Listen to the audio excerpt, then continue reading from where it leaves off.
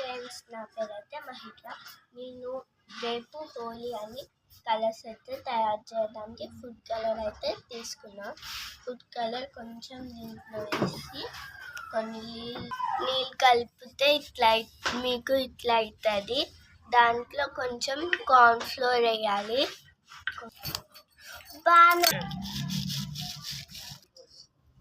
ఇది మిక్స్ చేసి కొంచెం సేపు ఎండలో పెట్టాలి.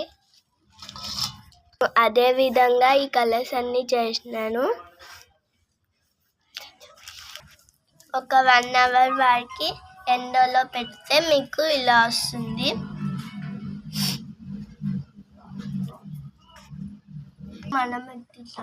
ఇది మొత్తం డ్రై అయిన తర్వాత ఇలా వస్తుంది పొడి. ఇప్పుడు మనకి హోలీ కలర్స్ రెడీ.